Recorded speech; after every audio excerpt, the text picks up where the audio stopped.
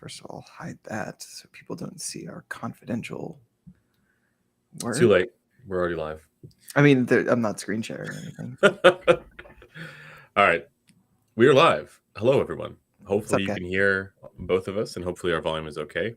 Unfortunately, I don't know that, so we rely on you to Yeah, tell let us know, fam.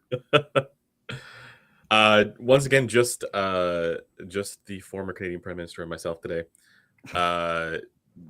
Blaine is moving house still. Yeah.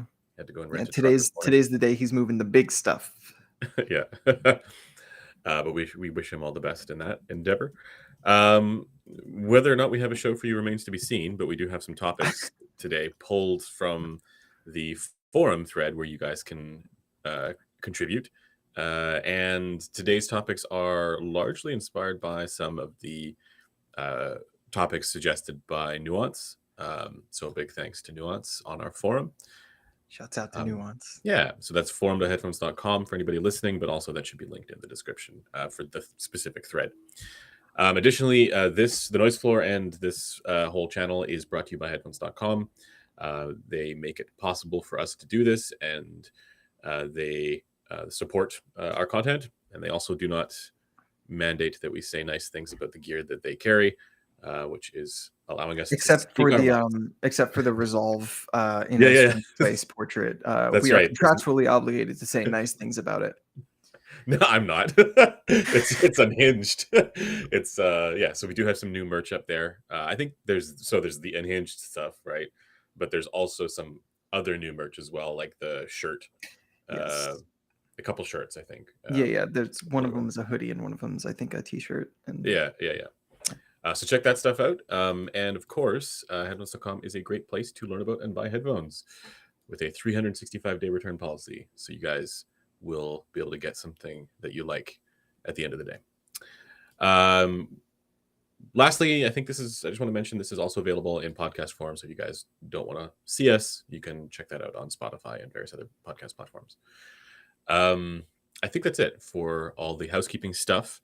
So I think we can launch right into today's topics. Cool. Yeah. So Andrew mentioned it, but I want to mention it one more time, that basically all of these topics, let's say, come from Nuance on the forum and in our Discord. He's been a viewer of the channel for a long time. We like him. So the first topic for today, actually, let me close Photoshop. That's probably taking up some resources, is to do with motivation. So the full text of his prompt was, considering all that you know about HRTF, HPTF, and the many technical variables that can make this hobby complex and even overwhelming at times, what continues to fuel your interest in headphone reviewing? What drives you to dedicate so much time to researching, testing, and refining your understanding of headphones? And I think it's a good question. I think it's one that you and I definitely have discussed and think about as individuals. But I'd love to hear kind of what keeps you motivated, where you draw your motivation from to keep doing what we're doing, besides the obvious answer of it being, your literal job. Yeah. So, money. No. The thing that keeps me motivated, or actually keeps me I guess it's not just motivated to continue doing this. It's there's those inflection points where I get really fired up about something. Mm-hmm.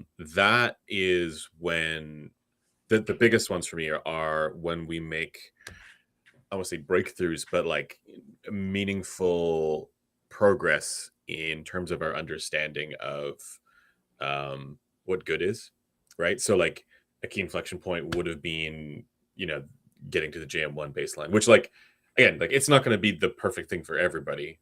What the products that have that baseline are kind of yielding, but it's certainly a step in the right direction, right? I don't want to say it's complete. I imagine there's probably a next iteration of that, but it's moving things in a positive direction. And before that, it's we only had this sort of very limited understanding of the problems with IEMs, and now we have a much stronger, clearer sense of what those problems are. And I think for in the future will have an even stronger sense. The same is true for things like, moving to DF baselines generally for over-ear headphones, and how that can really be this increase to compatibility with respect to understanding data that we get, right? Because headphones, I feel like because of the human factor and the fact that these are things that we wear, it's there's such a nebulous element to our understanding of what good is, with respect to all this kind of stuff. And so, yeah, basically, whatever breakthroughs we get in terms of the data and our understanding of the data is that gets me fired up. And most recently, this is stuff that the community isn't aware of yet, but the new preference bounds that we are that you specifically are working towards, or researching, and much through Blaine's help as well. That's also like, it's that thing where it's like, once you know that that's there, not visually, in the public yet, but like once you know that that's a thing, it becomes difficult to like go back to the older ways of looking at data, right? Or like, the simple kind of like Harman single line kind of checklists styles of data. You're like, well, that's not enough anymore. So yeah, I get fired up about that kind of stuff. What about Yeah, you? I actually really like that framing that you landed on at the end there, which is like the things that make me most excited about audio are indeed the moments when you reach a point where you can't go back on something. Yeah, I'm personally never gonna go back to anything that isn't based on DF yeah. or like based on a population average baseline for IEMs, or um, when it comes to over-ear headphones, at least based on the new bounds that we are going to roll Yeah. out eventually. And that's not to say that those are like set in stone. Like even the population No, of average course for not. IEMs, it's like, if there's a better data set that becomes available for population average that requires us to change it, it's like we will change it. Yeah, Or the canal transfer function or whatever. currently using a much wider pool of data, the result still ends up very much Very the same. same. Yeah. Yeah. So, Yeah. uh, we'll see. But Yeah. yeah, as far as what keeps me motivated, it is definitely to an extent similar, where it's like chasing the things that, in terms of because the question does ask, what keeps you in headphone reviews, Hmm. things that would change or bolster the evaluative method of Hmm. how we evaluate something as good is something I am always going to be interested in, just because the question has been both more nebulous and more certain than it should be. Like at alternating points in the Hmm. hobby, like there have been plenty of times when people had a conception of good uh, being more agreed upon or more robust than it actually was. And by the opposite, there's been less certainty in some respects than maybe we should have had. Um, Yeah. Yeah. I mean, so even something as simple as like, the whole like DD base versus BA base thing. We talked about this at length, but it's like, when we finally figured out what the fuck that was, it was like, oh, we can quantify this now. We can understand it now. yeah, and there's still things like that. Like Yeah, totally. I think the upper mids with IEMs is definitely one such place where there's, I think, an emergent Oh source yeah, interaction there that has to be. we currently aren't quantifying. There has Uh, to be. Yeah. Yeah. uh, but anyway, when it comes to what motivates me, it is largely to do with uncovering and unpacking things to do with the evaluative method of headphones and Hmm. how they are judged and what makes them good and what makes them less good, Hmm. and talking about that with other people who might have different perspectives. I think the other thing, it's less so about keeping me in reviews and more so about just keeping me in the hobby in general, is like the friends I've made. Like um I see a future for myself that is, I don't think it's the most likely future, but I kind of imagine a future for myself sometimes where I'm not in audio anymore and I don't really like care to talk about it anymore, but I would still probably hang out with a Hmm. good few of my friends, and like I would still probably go to can jams just because it would be a time for me to meet up with my friends and see them There's in a real life. community aspect to it. Hugely. Yeah, I mean, the the community is the only reason I'm here, right? Yeah. Like I would not be employed by headphones.com if I hadn't been a Discord person and met you guys through Discord and bothered you guys in the live chats. Got bullied by us, Yeah, and bullied 2040 back. detail. And bullied back. But yeah. Yeah. Yeah. Yeah, Fair. the real hi-fi is definitely the friends we make along the way. Now, I don't know if it's necessarily what keeps me in reviews, because frankly, I don't think most of my like actual friends read my reviews. Mhm. But I think it is the thing that got me serious and an everyday thing with audio Mhm. and the audiophile hobby. Whereas, you know, I don't think if the community was there, I would have been so Right. all in on it. Right. I was this is something that Blaine and I were chatting about not that long ago. Um, but basically, if you compare doing this to like doing anything else, at the very least, like there are many challenges and downsides to dealing with this industry, this hobby, all that kind of stuff, right? And there's ups and downs, right? On the one hand, it's the best job in the world because you get to listen to cool headphones, right? That's awesome, right? But on the other hand, there are many frustrations, also to do with the community and or various other interactions that you might have, or just the industry in general. But at the end of the day, like to do this, to be in this vocationally, it's core to that endeavor is trying to make music sound great, and like how like that there's something like inherently good about that. you know and it's something you can feel good about despite some of the challenges or issues that you inevitably encounter in you know in the down moments. And it's nice to remember that, to be like, yeah, like at the end of the day, this is about making people have great experiences with music, and having ourselves have great experiences with music. And that's a Yeah. nice little nugget to hold on to when I'm in the Yeah, trenches. it is a motivating nugget. Like it is, Yeah. as far as, appealing to my better nature. I feel like the part of the job itself and the reviewing and all that. Sorry for the train. That like is considerable as like a public good, is kind of steering people towards um better choices for their own consumption of music. Um Yeah. yeah, I feel like, what the hell is listener wearing? It looks like a gaming headphone. It's the Sennheiser HD 550. Gaming And edition because it's got the capper strap. I don't think he would appreciate that branding. Hey, this is the FT1 with the capper strap too. It Oh, you fits. are wearing a capper strap. Yeah. Yeah. Well, we Capper got him. strap build. Yeah. We got him.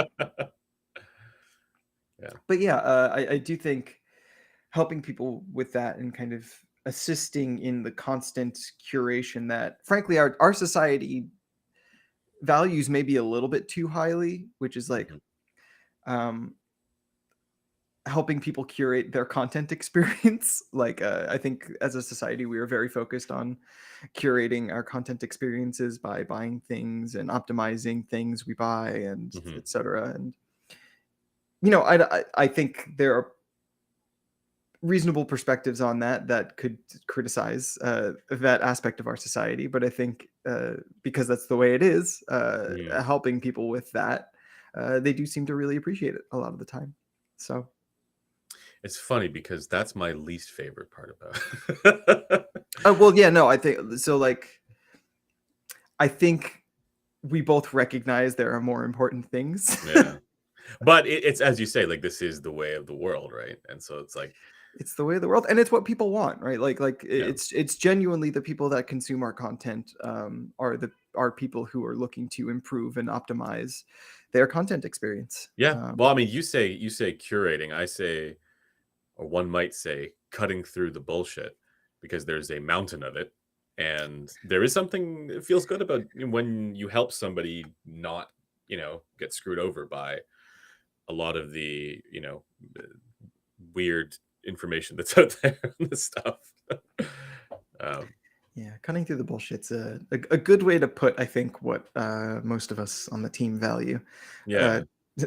Brian, you missed Andrew referring to the capper strap as a gamer Hey, piece, technically, no. Somebody in the chat thought that you were wearing a gaming headset or headphone, and but it was the and then you said it was a HD550. gaming edition because it had a capper strap. Yeah, because it doesn't look like a normal HD550. Um, Yeah, I feel like suspension straps are less gamer though. I feel like yeah, I think gaming you're right. headsets Yeah, head comfort is absolutely terrible. yeah, exactly. JTIS Blaine is moving. So today he's moving all the big stuff from his old house to his new house. Yeah, So he's going to get his speakers back finally, which is great, but can't be here for it. So yeah. Um, is there anything else that we should talk about with regards to the motivation question? Was there? yeah, well, yeah, there are definitely still things I care about, like products getting better. Like Yeah. I feel like both of us are rather deeply motivated actually by the idea that any of our kind of content or any of the things we kind of steer the discourse towards can ultimately lead to better products if the brands pay attention. It's obviously a big if. It is. It is free advice. It is, yeah, literally free advice. Now, I won't say we are like arbiters of what the consumer market actually wants, Yeah. but I think our approach is uh, considered at minimum. Yeah. I mean, whenever I talk to brands about this kind of stuff, like I'm always sort of struck by like, okay, well, they have a completely different understanding of what good is, Um, but Sometimes reasonably so, sometimes yeah, less yeah. reasonably so. But what I also often notice is the consideration with which they approach our, if we're critical of one of their products, right? They don't just, I mean, maybe in the beginning they would have just sort of written it off, sorry, as like, oh, these are guys are assholes. But like now, what I see is okay. If yeah, I understand it, based on your way of evaluating and the things that you look for, I understand that this product was not the right product for you, right? And so like, there's much more of that sort of consideration. Um, and but also, and the same is true for. I mean, I definitely still think there's an element of like, brands just trying things, and seeing what sticks. But it's nice when there's some consideration of the theory, and I think that's something that, at the very least, we've helped bring to the forefront in that they might have not have been considering in the past. So with that in mind, it's like, okay, I mean, they still have to implement and put it to practice and make products that are going to be you know that are going to hit that. But uh, I'm encouraged by, I guess, some of the discourse that I've seen with brands these days on that front. And for that reason, it's as you say, I get fired up about them releasing new products that are more likely to achieve this kind of stuff, right? Yeah, yeah, I hear you. And obviously, there are brands that are uh, both better about seeking out new understanding or seeking out criticism from reviewers or Hmm. whatever, and implementing that. Um, I think I think the one that strikes me most obviously is kind of our dialogue with Dimitri and Head, That's exactly what and I was thinking of. Yeah. yeah, and how when I finally got to hear the Headphone 2 GT, I was like okay, yeah, it's a little spicy for me in that one Mhm, area, but like it's the only expensive headphone I feel like that has a solid mid-range and bass profile. Like mhm. it both accomplishes like the neutral-ish DF-ish downward slope thing, while also having its own coloration and kind of slight um, slight tilt towards contrast, which is Yeah. cool. It's not boring, which would, if you tune something like a NHG 600 and sold it for $2,000, I think you would get accusations of boring, which would kind of be a death knell for a product Hmm. like that. Hmm. But it's also not weird. Yeah. It's Like just too heavy. And with yeah, the yeah, weight that it is. matters. It is. The ergonomics are not great for me, Yeah. but Yeah. yeah, I Um, do like seeing a product come out that um, yeah, just incorporates some of the things that either we find or that just are important about headphone yeah. design. And to shout out Dimitri again, like we've been to every single Can Jam in the last however many years. And ever since knowing those guys, whenever there's a technical talk from Sean, right, or some Mhm. some some theory-based conversation, that presentation, he's always there. He's He is always always there. so Yep. dialed in. So it's like, he comes from a uh Pro engineering audio background. background. Yeah, yeah. Well, no, engineering. Some Oh, like he's the like engineering. well, Right? I spoke to him about his origin story years ago. I don't remember exactly what it was, but it was something to do with physics, acoustics, engineering, that kind of stuff. Um, and that's why he got involved in Makes sense. this kind of stuff. And uh, but to see him now also take the deep plunge into the preference research, The nerd understanding shit. what good, yeah, all the rest of that stuff is really encouraging, because it's not just about like making the thing do the thing. It's about knowing what the thing is supposed to do, right? And it's like you can clearly see he has a very strong sense of that now, Mhm. as I have to imagine, as a function of going to all those seminars and engaging with the science. I'm sure it doesn't hurt. Yeah, yeah. So big shout outs to Dimitri. Love what they're doing. For sure.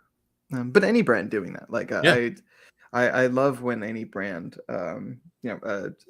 Prisma is another good example. I don't know if he's still here, but another good example of someone who is ears wide open, eyes wide open, is taking in as much information as they can and using it towards a product that will come out eventually. Right, Mhm. VB.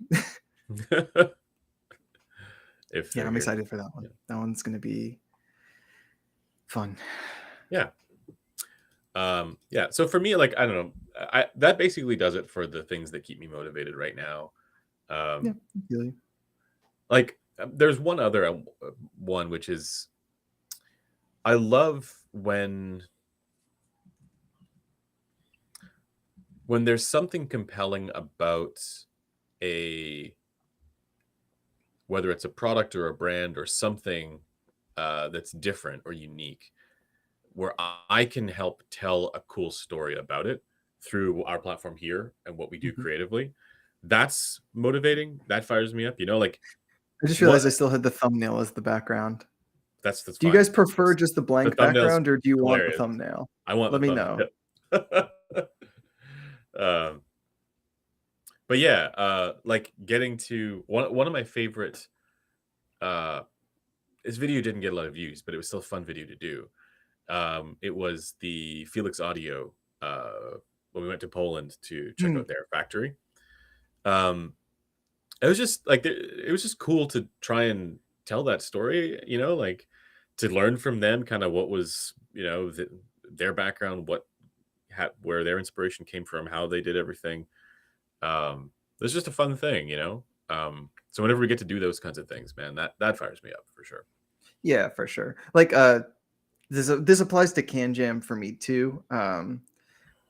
Less so, a bit less so since I had to start working them, but Yeah, yeah. even so, there is an element of that kind of, when we do the wrap up stuff, and even things that aren't like content, like the meetings we have, like the team meetings we have Oh yeah, yeah, yeah. during and before and all that stuff.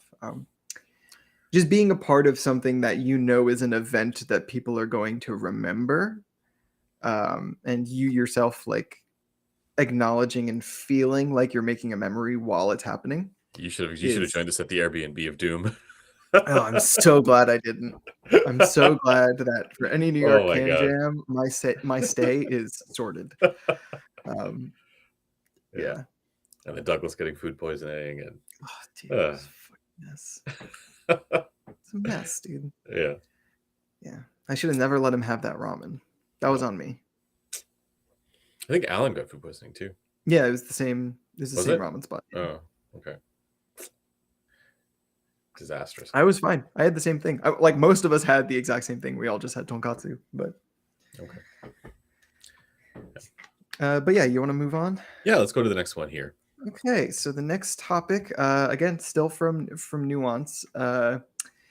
He was on the topic of staying inspired and engaged. So that might seem similar, but the subtitle to that is how do you keep the experience itself fresh and exciting, especially when facing the risk of burnout or monotony? Are there specific routines, discoveries, or challenges that help reignite that enthusiasm? So I kind of distilled that into how do you keep the experience of listening to music fresh? Because Oh, okay. I don't know if you have anything like that, or even are in a situation where it isn't fresh or anything like that. No, I've been burnt out for a long time and I just I'm suffer sure. through it. um no, a big thing is I was gonna say like part of it is like hearing the music that you like on new gear is fun, right? That is like Sure. inherently fun. But much bigger than that is actually just discovering new music, because there is a sense in which this hobby does that, or this, for me it's a hobby at least. This does that where it forces you to engage with, new types of music. It's sort of a music discovery forcing function. And that on its own isn't always that thing that gets you through any sorts of burnout or monotony. Um, but it's the thing that can kind of revive the inspiration. And this happened to me just even the other day, where it had nothing to do with the headphones that I was listening to. I was actually driving in my car, and I just happened to hit some tracks that were new to me, right? Like whatever the playlist track I was in, I hadn't heard those tracks before, and I went, "Oh, this is sick!" And then I started, going down the music discovery rabbit hole, and that really reinvigorated my desire to listen to those tracks on, whatever headphones and whatever gear. Um, so it was just a random thing, but I'd say, yeah, core to that uh, is music discovery more than anything else. Yeah, you were listening to Rob Hawk's soundtrack for fun, and you hit a few bangers, and Yeah, then you're like, oh, I gotta pull out the cans to listen to that's this right. one. Exactly. Mhm. Yeah. Um, uh, I know you know. Did you recommend that? Mhm. I know you know. I'm trying to think of what song that is. Who's that by, Josh? It might have been me. It might have been Andrew. Yeah. So as far as keeping the experience of listening to music fresh, there are a few things I do. The first one is definitely like just finding new music. Oh, honestly, that Oh, would that's be a wreck. that's That would be fine. a wreck from both of us. Honestly, Yeah, Esperanza Spalding is yeah. And awesome. that song on that record is like Yeah, easily one of the highlights. yeah. But so yeah, finding new music is definitely, I think, the easiest thing someone can do to keep the experience fresh. Especially if it's kind of a genre you're unfamiliar with, or something where it's not just the song is totally new to you, but it's something like the experience or the genre or the flavor is new to you. That's always fun, and is pretty much a guarantee to make the music Hmm. listening experience fresh. Um, this is one area where I am going to kind of advocate for EQ, though. I do Mm. think having the diversity of your listening experience when it comes to how your headphones sound, not being as tied to like having to swap between products, but instead just being able to like click some buttons and switch to a different signature entirely. That's part of the reason I love the HD 800 so much, is because I have a few different profiles, and I never stay on one for the whole time I'm listening to music. The perspective shift that happens when I move from the profile I start with, which is usually just neutral, like not very bassy, not very bright, just a mid-range focused kind of. Did I freeze? Yeah. Oh, Yeah, no, I froze. I'm fine now though. When I move to that, or move from that to the kind of bassier, warmer tilt, more fun listening profile, it's always like a big moment where like I wake up and I'm like, oh yeah, this fucking rules. I can But just like, picture you doing that. but like, I mean, it happens. My partner can attest to it. But you can do that with multiple different signatures at multiple different points throughout your listening process, and it does help keep the whole session interesting and lively in a way that I feel like swapping between headphones isn't as convenient and kind of pulls you out of the vibe of listening. Like the fact you can do this without removing the headphone from your head and the music is still playing, like it just keeps it as the same session, and you don't Yeah. lose any momentum, which keeps it fresh while not being all that much work. But by contrast, Blaine's answer to this question would be violence and drama. What?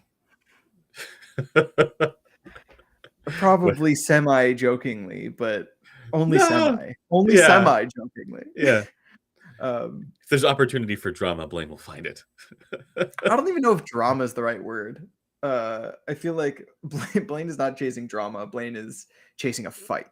Yeah, exactly. Very specifically a He's fight. chasing a fight. Yeah, and Yeah. which results in drama of some kind from time to time. Sometimes. Yeah, not all the time, but Yeah. sometimes. But I think as far as keeping the listening experience fresh, another thing that might be responsible for, kind of just never getting tired of listening to music is the fact that like I make music too. Mhm. So whenever like I do feel like, listening to music isn't my thing, I'm a very one-dimensional person. So regardless of what I'm doing, it ties to music in some way, shape, or form. So if I'm not listening to music, I am usually playing it or making it or thinking about it. Um, and I feel like when I'm making music, I'm thinking of listening to music, and when I'm listening to music, I'm thinking of making music. You're a monoculturalist. Absolutely, through and through, genuinely. But so I feel like having that kind of outlet to do a thing that is Yeah. music, but not listening to music, does kind of help diversify kind of where my head is at and how bored I get with one particular aspect of it, because I have another thing to shift to whenever I want to. Yeah. I wanted to bring up, there's this video that I watched recently. It relates to this. It was a well done video, even though this person was wrong about a few things in it, but that's okay. It was a video called "So What the Heck Happened to Hi-Fi Audio," and it's by a guy named Isaac Brown. Hmm. Just search it on YouTube, guys, and you'll know what I mean. But one thing that he says in this video is so, I don't know, it spoke to me, which was that so commonly these days people don't listen to music with any kind of intentionality, right? They're not sitting down and they're not actually engaging with it, just the music. It's there as like a We were talking about uh this last night in the server, yeah, actually. a sort of background piece, or like something to put on while you're doing the dishes, or while you're Yeah, it's a passively enjoyed the medium. passive. Yeah. And a hi-fi setup, what that ends up doing, or like whether we're talking headphones or speakers or whatever, forces you to sit down and engage with it differently, right? It forces you to like mentally, it forces you to think about it in ways, and have your attention go to it in ways that doesn't normally happen when you're just driving a car. Like ideally, because if you're driving, you want your attention to be on the road. Of course. But I guess sometimes you get what I mean, right? Like Mhm. there's a some kind of distinction with how we attend to what the music that we're listening to, and if there's something about all of this that is a forcing function for intentionality, um, with respect to how we engage with music. Um, And I want to say that that in and of itself is a thing that it makes it so that burnout is less likely to happen, I feel like. Because music in and of itself is a very interesting thing, right? It's one of Oh, the more yes. interesting things in the world. But people Yes. don't normally, you know, Yeah, I mean, it- to their defense, maybe every part of society is conspiring to make music less 100%. valuable, more Yep. passively enjoyed. Yeah. Over the past 20 years or so, there's been a massive move towards just the devaluation of art, period, both in the strict monetary sense, but also in the kind of uh, in the attention economy. Um, Hmm. it has been something that is only increasingly moving towards it being something that you could just push a button and it gets pooped out. Uh, and that's kind of where I think society at large is going to start valuing music as something that is completely free and can just be treated as disposable and not engaged with actively. Hmm. So it's kind of it might be asking a lot of a normal person to kind of deprogram that and kind of move away from the passivity that they have learned. But it is rewarding. It is a more just all around fun and engaging way to experience music. Like when it comes to people joining the audiophile hobby and trying their first audiophile headphone and saying like, whoa, I'm hearing things I never heard before. It's not really because of the headphone. It's because you're like actually listening, like it's because you're actually paying attention and you weren't before. Dude, are the cops after you? What is going on? I don't know. I can close No, my you're all window good. though. It's like you said something spicy and now they're after you. I don't say anything spicy. I never say anything spicy. I'm completely uncontroversial. Well, you should be more spicy. Maybe that's why they're after you. Yeah, no one has ever come to me saying that except for you and Blaine. Yeah. Oh, well, we can get into spice at some point. Yeah, sure. Did you see that the ASR mod meltdown where they all left because Amir broke his own I rules? wouldn't even call that a meltdown. I would just call that, the mods having experience moderating and knowing I'm how trying to be spicy, so I'm stupid calling it a political discussion can get meltdown. on forums like Yeah, these. yeah, So, I support their decision. yep. Obviously, it's Amir's website, so he can do whatever the hell he wants. I don't really think there's much of a controversy there, personally. No, it's Seems pretty just normal. I'm trying to be spicy, so I'm trying to channel Blaine. I don't think that's very spicy. No, it's Uh, not. Shameful. but yeah, as far as other ways to keep the music listening experience fresh, what's great about wireless headphones is that you can um, enjoy music while doing other things passively. So, not enjoying the music passively, but doing the other things passively and enjoying the music actively. So, I love like wearing my AirPods and doing the dishes, or like wearing my AirPods and working out, or something like that. Like the fact that music is something that mostly engages one part of your brain and you Hmm. can do other things while experiencing it. Um,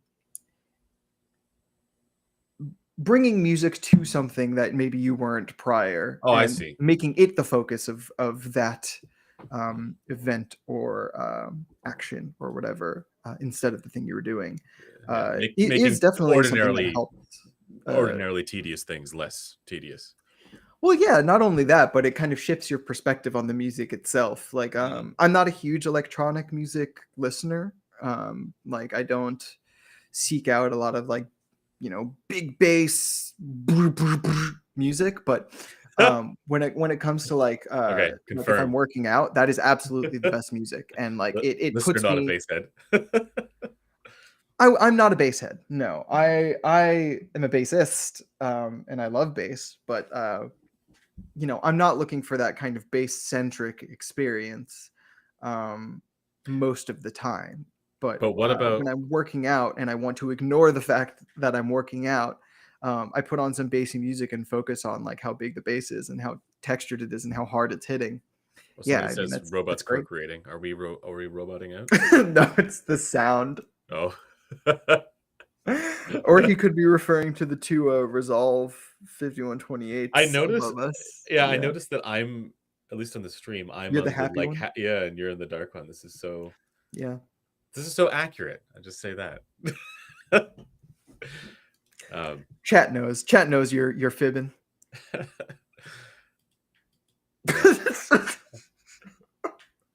Yeah, for referring to techno music as robots procreating. No, I'm laughing at JTIS's comment, actually. I feel Amir is a dictator and a slave to the measurements at the same time. It's just it's just funny Gives a to little bit think much about it sort that of way. inflates that a little bit. I don't know if I would really think I that. wouldn't say that either, but I'm laughing at the wording because it Yeah. is funny and I understand why people think that. But Yeah. what just happened to my skin color? I laughed really hard and rubbed my face, so it probably got much redder. I flush really easily. Or mine. I don't know. Maybe the white balance is doing weird things. No, you look the same. Okay. Um, yeah, I've had people comment on my skin color changing very rapidly when I laugh. Yeah. Yeah, they meant me. Okay.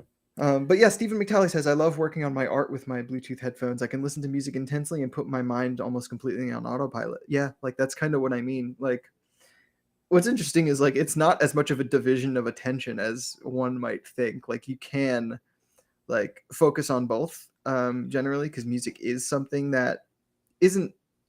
I don't want to say it's not super complex, but we're conditioned through our pattern-seeking brain to understand it in a way that I feel like is genuinely magical. Like human beings and their processing of music is something that is mysterious and older than anything, Hmm. but inherent in a way that is very cool. Yeah. Um, By the way, shout outs to Aliophile for the very useful EQ tool website. Is it aliophile.com? I think. I think so. Yeah. Yeah. There's an interesting discussion there on Reddit to do with whether or not matching equal loudness through a tool like that with tone gen in the treble would yield one's HRTF. I'm And actually of the opinion that I feel like oratory and Blaine often rage against this idea.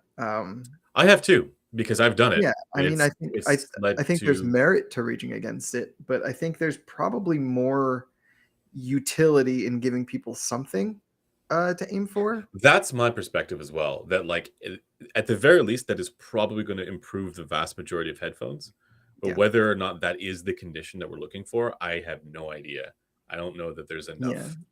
I just think you have to be clear about like how the process should go. Like you shouldn't be EQing the sine waves, um, like Well, based on a sweep or that's generator. what But people you are doing should though. identify the resonances with that, and then adjust the amplitude with a music stimulus or peak noise or 100%. You something need like a that. different reference point because we don't have a reference for test tones, and this is where I completely agree with oratory.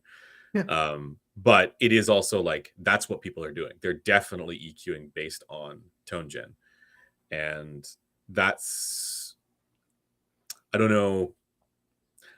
I feel like the issue there is like how attentive you are to that is going to be different depending on the person, anyways.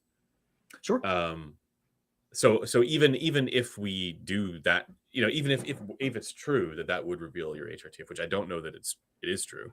Yeah, which Uh, was the topic of the thread, by the which way, was kind of like yeah EQing yeah to your HRTF, which we have a thread on our forum, which is kind of of a similar idea because yeah. it's the thing a lot of people I think are trying to do. Well, and that's what I think is happening is they're doing that. It's making a meaningful improvement to the headphones because if you look at the in situ, well, you and I have both measured on our own heads, right? Like if you look at the in situ response, and how that might differ from like a rig response, it's unclear to people, what's actually going on at their eardrums. And so when doing these more perceptual based EQ adjustment methods, it's bound to improve things, right? Because you're actually now anchoring it to the in situ response in ways that the graph wasn't previously revealed. But at the Yeah, same time, I want to put limits on that, or I want to put like not limits, but like I want to provide a context for that, which is to say that we don't actually know that this is doing what we think it's doing. Like we don't actually know that the outcome here is ideal. It could, and certainly in my case, when I've done this, it's led to outcomes that were less ideal than ones where I just measured the headphone and used, tried to achieve something, DF related, right? Mhm. Maybe not exactly like DF tilted or anything, but like a DFE kind of response for the treble. Um, Yeah. so I think we So just need to use a different anchor other than the test tone. so NCR Trooper asked, "Wait, what's wrong with tone gen?" And I gave a abridged example of it's hard to tell how loud, for example, the 8 kilohertz sine wave should be relative to the 3 kilohertz sine wave. Like frequency response is about the relationship of all of these regions that are constantly playing at all the same time. And we don't really have an inherent reference for what the relationship of two extremely narrow Yeah, regions pure should be. tones. Yeah, Um, yeah, and Jesus even Christ. Okay, I'm gonna close my window. Sorry. it's you're dealing with something crazy over there. Yeah, and these windows Um, suck, so it's not gonna get much quieter, unfortunately. But yeah. This is why the Grell method is interesting to me. As someone there says it as well, because it does try to account for some of this. yeah, However, and it's kind of like building on the diffuse field loudness equalized thing, where yes, it's perceptually based instead of like just measurement based. but I still don't know that that necessarily reveals the HRTF and the condition that we want. It doesn't. Yeah. So So I don't know if we've talked about this, but I've tried the anchor sound thing that okay, Grill talks about. how did that go? And honestly, I think it produces a sound that is palatable. Um, I don't know if I would call it more palatable than a DF equalized headphone. Like something that has, because the main difference I get is there's less in the kind of 1 to 4 kilohertz region, so the ear gain gets dipped relative to like the low mids and the treble. Hmm. So think about like HD 800, right? Hmm. It wasn't the same process because they were perceptually matching in a diffuse environment or something like that. But it kind of produced a similar result where I was kind of de-emphasizing that region relative to the others. And that's a fine signature, right? Like the HD 800, I think below like 3 kilohertz is warm but reasonable. I think many people would find it fine. Um, Well, I, my problem with it is that I don't. It may yield. It may be. There at the very least. There's something. There's some relationship between our perception of relative loudness and our HRTF, right? But I guess the issue that I have with it is that we don't know we don't know if that corresponds to how certain things are supposed to sound to a human being. yeah, Like the equal loudness thing, right? With test tones is gonna agree with that, right? Whereas when we're listening to music with headphones, um, that's that's a much easier thing to reference, if that makes sense. And it could be the case that what sounds natural, well, certainly, as Sean regularly points out, like we don't know that HRTF matching is what people prefer. But even if we assume that it is, we don't know that that entails equal loudness for fine grained features in the treble. yep. And that's where I'm like, I'm a little bit like, okay, I don't want to, I don't want to like go so far down that path that even though it's going to yield improvements to people, it's gonna it's going to lead to a false sense of confidence about that result. You know? Yeah, I hear you, man. Yeah. But anyway, kind of that issue with the stimulus is kind of why Aliophile is actually a really good tool because it lets you Yeah. kind of it lets you do the sign generation and mark where like Mhm. you're noticing certain features, and And then that's you can come great at it to with a take to different music. stimulus Yeah. and just use those points you already identified. Yeah. 100%. 100%. That's So one of the best methods of doing it now, I think, because at the very least, it'll give you a sense of where to look, you know? Yeah, and I also want to be clear that because we don't know HRTF matching is the thing, I understand that it's like an appealing idea to EQ to your own HRTF. But I would say if you're overly focusing on that, maybe just like uh, focus more on making something that sounds good to you, like Mhm, as good sounding as possible. And I would say maybe don't worry so much about it, um, how it relates to a measurement of your head. mhm, Because honestly, we don't even know that like an acoustic measurement of your head is actually going to reflect your experience at all times. mhm. Um, so yeah, Yeah. there are many layers to this. HRTF is definitely something we want to be excuse me, accounting for when it comes to measurements, but we're still not exactly sure of how much we should be weighting it when it comes to our perception. Yeah. This is why I'm still very hopeful that I'll be able to connect with Constantine in Vienna Vienna. and go to that lab to get my HRTF. Hope so. Because if I can do that, then I'll try and see how close that actually gets to perceptual equal loudness in the Mhm. treble. And this should at the very least reveal something, you Yeah. know. JTIS asks, real question for you guys. When you EQ, how often do you feel it makes it better versus worse? For me, it's about 60% better, 100% of the time. If you yeah, Yeah. 100% of the time. If Yeah. you're if you're in a situation where it's not better, you're not you haven't done it correctly, or you haven't completed it, like you're missing things. Yeah.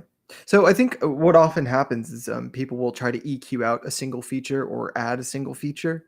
Yeah. Um, Anytime you do that in any area of the response, it is going to almost certainly merit rebalancing of the rest of the response to accommodate the change you made. Mhm, So if you're finding that you're not getting ideal results with an EQ, it's possible you haven't done enough to balance the change that you intended to make. Um, so I would say if you're adding bass or something like that, evaluate how that affects your perception of the mid range. You might need to address that by boosting mid range in some region. I like around 1K to balance a large bass elevation. But if you're, say, cutting a resonance in the treble and you're finding that reduces the technicalities, you might need to cut bass as well as cut the treble. mhm. So it's all about kind of evaluating the balance you're getting. Yeah, I'm just reading this one comment. You should not use equal loudness for final EQ values. That's not what it's useful for. I don't even agree that it helps you know what to look for. I don't. We're not talking about equal loudness as in. At least I'm not talking about equal loudness in terms of like the Fletcher Munson stuff. Yeah, I'm talking no, about we're talking tone about equal gen. perceived loudness of two Yeah, tones. specifically in the treble, where the HRTF values would be more basically like your ear gain stuff is far more variable, right? Well, because of like the ear gain region, because of our HRT, we're going to have different HRTF effects, but also the HBTF variation for different headphone behavior is going to get wider the further up in frequency you go. So that's we're talking about very specific fine grained stuff Oh, because that's what wait. people are doing. JT has clarified. They said, I guess what I'm saying is by profile. Oftentimes I'll try a profile and need to adjust it Yeah, to yeah, no, no, no. so, yeah, I That's mean if that's the case, like trying a canned EQ profile, I would say it's probably like I think a 50% success rate, like yeah. generously for me. But like I know Dude, how most EQ profiles are deviating from what I like. okay, have you Uh, tried some of the ones in Rune? no, no, I Oh don't. my, the ones that are even the ones that are oratory presets, the opera or whatever, whatever that system is that they've integrated, it's so hit and miss. Yeah, I mean It's the oratory EQs are pretty hit and miss for me. I mean yeah, generally. they you know, targeting that target on that rig, bound to Yeah. produce some errors. Yeah, it's interesting because like I feel like if they actually like I would actually prefer I think the response of a better characterized version of the Harman target for that rig because the actual like Harman target cuts a ton of 10K, like way more than like The actual the HRTF has, yeah. well, no, more similarly to that to how the HRTF does. Um, like What do you mean? like if you were to take the response of the K712 EQ'd to Harman on the Welty pinna and bring that to the 5 series ear, Mhm. what you see is basically a massive 10K notch, to address the fact that the HPTF on the Welty ear Oh, had a right. big I see. 10K peak there. Yeah. Yeah. So basically everything it was replicating except for the DT990 had a pretty substantial 10K dip, Yeah. which would work a lot better for me than the current Harman target does. So I would be interested to see what like an audio EQ database to this new Harman target would be like. It'd probably be pretty extreme in the low treble for some people, but I was gonna say yeah. that's like it's crazy how much delta we are actually getting between the actual HRTF and the 2018 for ear game. Yep. Kind of wild. Yep. We're like, They'll see. They'll see. I Once we put out the new preference bounds, they're gonna be yeah. like, oh, interesting. People are gonna fucking You're hate. going to be vindicated in the eyes of the public. I will be vindicated. Yes. Post hoc adjustment gang. I mean, like a lot of it though is stuff we just also don't know. Sure. But at the very least, there is a pretty big delta there. I still think people are going to hate the new preference bounds because they're not going to know how to interpret it. So we'll figure that I out. think it's going to make a lot more sense as soon as people start comparing headphones on them. Yeah, one of my favorites is that in the new preference bounds, like the HD 600 and 650 and 660 S2 look quite similar in terms of like how they would be preferred. On the new preference bounds, they look very different. And you actually kind of see that the 660 S2 is both like less bassy and way too dark in the treble. And you kind of see the veil that the 650 has versus the 600 more clearly spelled out for you as well.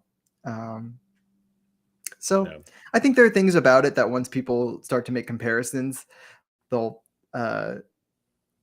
look past that it looks a little bit strange. Anyway, It's always one of those things where you need to unlearn or untrain yourself and retrain yourself. And that's going to take effort. yeah, People. yeah. But It's I just know for a fact once people see it for the first time in like a picture or something, they're gonna be like, "What the?" it's the kind of thing though, like you and I have I'm sure we have the same thought where we were like, oh, now I want to look at all of the data relative to this Yeah. because And it makes so much more I sense. have an MDAT that is just DF compensated results of a bunch of good and bad headphones, Yeah, so I can yeah, just like really quick load that in and see what I need to see versus them. And yeah.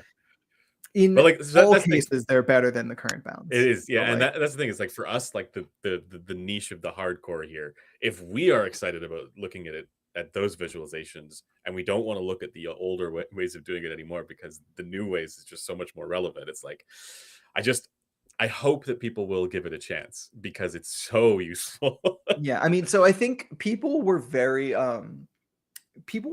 amenable to just kind of jumping on the preference bounds It's and simple, it's rolling clear, with and it. it's obvious, It's a right? great idea, Yeah, right? It's, more accurately accommodating for the yeah. variation and preference we know exists. Um, but I do worry that because people were so game to jump on that immediately and attached to it, that I it'll be know, a little I know, harder to get them away from that.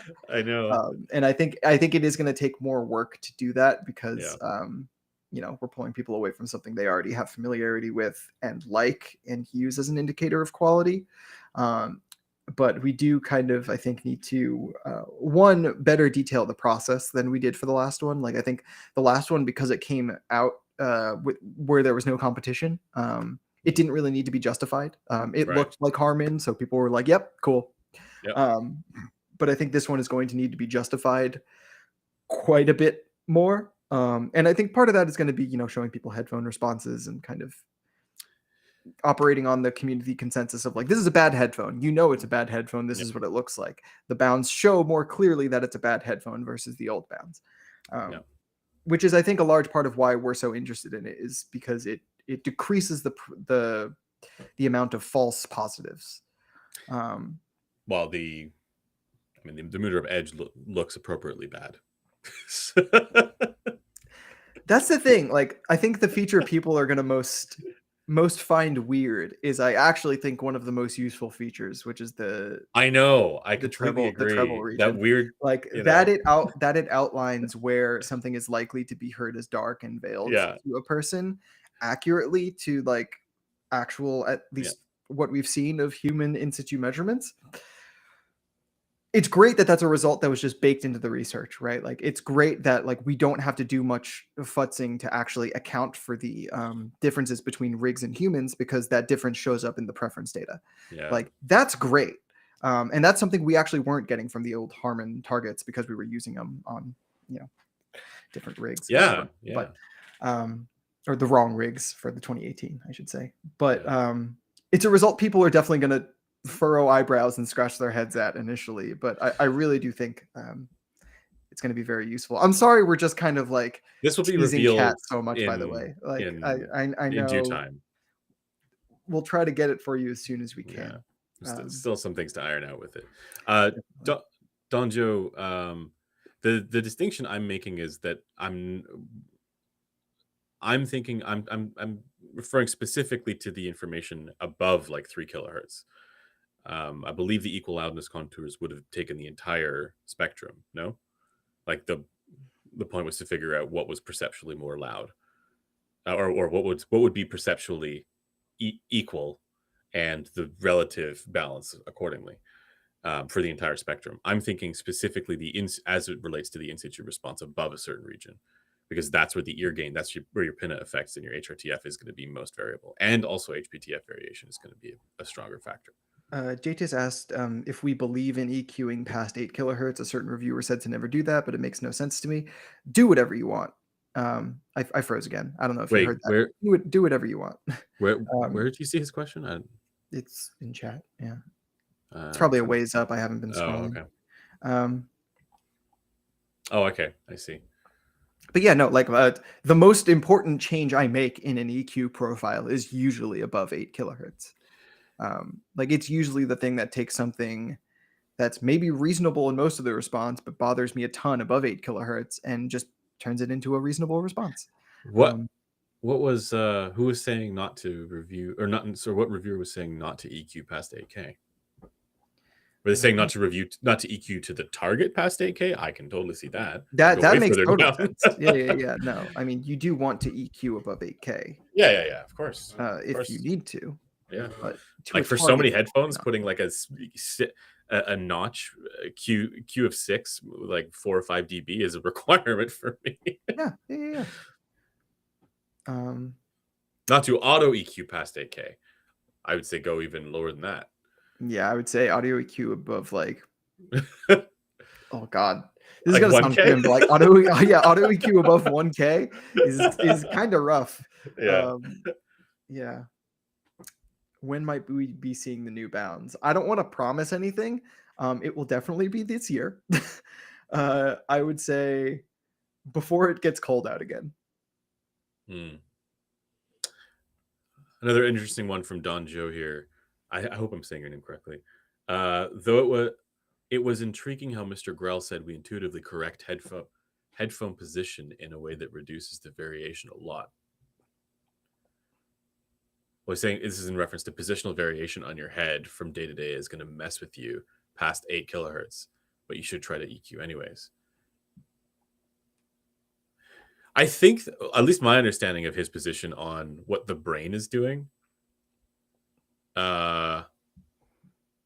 was more to do with like the condition of using headphones, and having to like that in and of itself is a learned sort of expectation, for how we, I mean, this gets to the whole like we don't interpret directivity as directivity with headphones. Like what would be a direction based sound field as directivity in headphones? We interpret it as timbre. And my Yeah. understanding of what he was getting at there was that like this is a learned thing, because the sound helmet condition isn't a natural one. Yeah. I mean, he's not. I don't want to say he's wrong there because he's not. Like that is a learned phenomenon that we are Yeah. accustomed to. But I think it kind of Oh, I see. It's a separate point. Okay. oh, okay, never mind then. Gotcha. Sola, what is the new preference bounds based on? It is based on Harmon's 2018 and 2019 papers.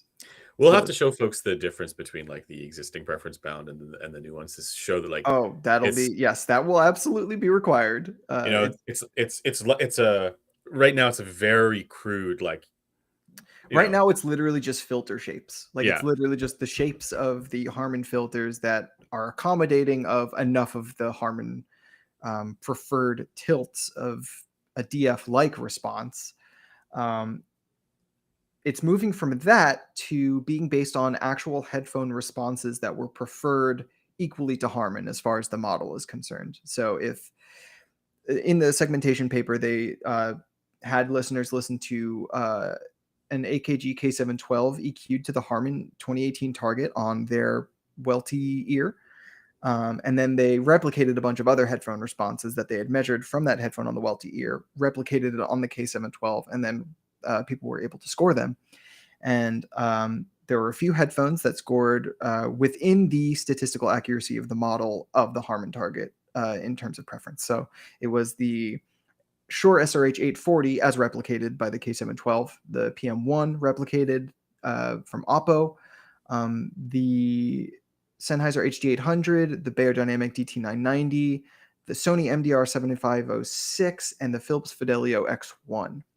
So the bounds are based on kind of the smoothed responses of those headphones after DF compensation on the rigs we actually use. So like instead of, because we don't have a Welty ear and we don't have a DF compensated result for that ear or a DF compensation to begin with, we use the same kind of tonal changes that would have made a K712 measure like an HD800 on that rig and take those EQ changes and put it on our rigs and see kind of what result that gives us.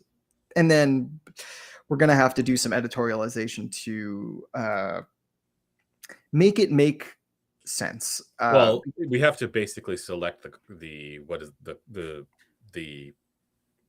confidence interval Yeah, right? we have to select out a range because if we just go for like 100% inclusion of all results, it's going to be a very wide tolerance mask that allows a bunch of stuff that actually would not have been rated well. So we needed to allow for the Harman target. We needed to allow for simple things like a downward slope that we know from Harman's other work in IEMs that hasn't been published yet. But that is preferred and is also preferred in the speaker work as well. Yeah. But it's going to look quite a bit different. It's not going to look smooth in the way we currently have ours looking smooth, like very discrete filters. It's going to look more like a headphone response, if that makes sense.